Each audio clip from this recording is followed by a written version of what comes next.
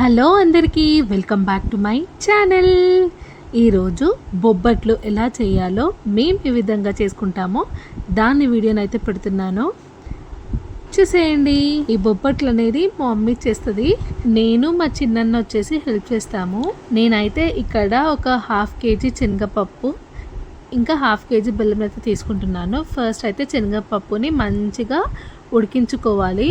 శనగపప్పు ఇలాగ ప్రెస్ చేస్తే మనకి మెత్తగా అయిపోవాలి. దాన్ని ఒక ప్లేట్లోకి పరుచుకొని మంచిగా చల్లార్చుకోవాలి. నేనైతే ఇక్కడ 1/2 kg శనగపప్పుకి 1/2 kg బెల్లం అయితే తీసుకుంటున్నాను. మీకు ఒకవేళ తీపి తక్కువ కావాలంటే ఇంకొంచెం తక్కువ చేసి వేసుకోవచ్చు, కానీ ఇదైతే కరెక్ట్ మెజర్మెంట్. 1/2 kg శనగపప్పుకి 1/2 kg బెల్లంని ఇలాగా చిన్నగా తురుముకోవాలి.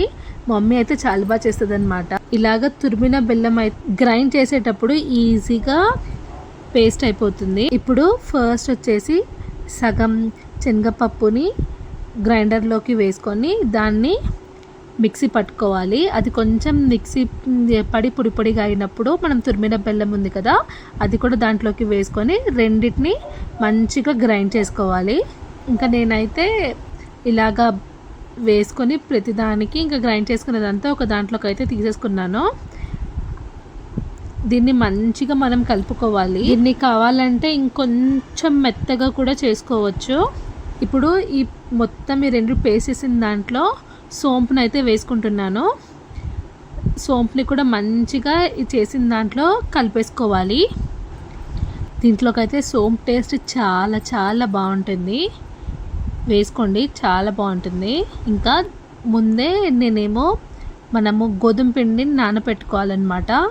సో నేను ఆల్రెడీ గోధుమ పిండిని నానబెట్టి ఒక 1/2 hour కన్నా ఎక్కువనే అయ్యింది. ఓన్లీ మనము గోధుమ పిండి, వాటర్, కొంచెం ఆయిల్ లేకపోతే ఘీ చేసుకొని పిండి కలుపుకోవాలి.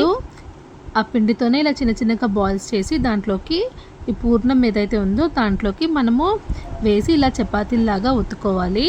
ఈ విధంగా మంచిగా ఒత్తుకొని ఇంకా దాన్ని మనము పాన్ పైన నెయ్యి వేసుకుంటూ 2 సైడ్లు కాల్చుకోవాలి. చాలామంది అయితే పూర్ణంని ఫస్ట్ ఏమో బెల్లంని తురిమేసుకొని దాన్నేమో ఒక ప్యాన్లోకి పాకంలాగా పట్టుకుంటారు. దాంట్లోకి గ్రైండ్ చేసిన శనగపప్పునైతే వేసుకొని రెండింటిని కలుపుకొని దాన్ని పూర్ణంలాగా చేసుకొని కూడా వేసుకుంటారు. అలాగ కూడా చేయొచ్చు, కానీ మేమైతే ఇలాగ చేసుకుంటాం. ఇలా గ్రైండర్లో 2 ఇలా పట్టుకున్నా కూడా సరిపోతుంది. మనం ఇప్పుడు చపాతీలాగా చేసుకున్న దాన్ని ఒక పాన్ పైన వేసుకొని ఫస్ట్ ఏమో రెండింటిని కాల్చుకొని ఒక్కొక్క సైడ్, దాని తర్వాత దానిపైన నెయ్యి వేసుకొని కాల్చుకోండి. చాలా బాగుంటుంది టేస్ట్ అయితే.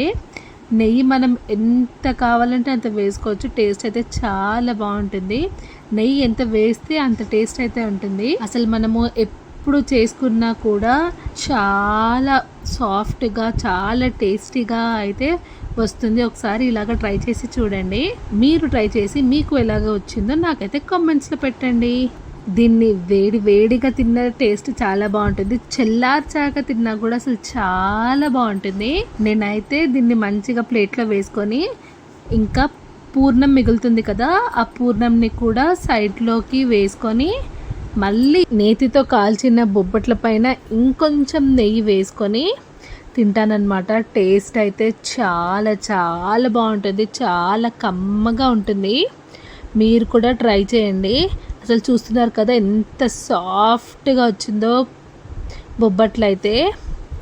దీన్ని మేము పోలీలు కూడా అంటాము, ఇంకా బొబ్బట్లు కూడా అంటాము. అసలు ఎప్పుడు తిన్నా కూడా చాలా బాగా టేస్ట్ అయితే వస్తుంది.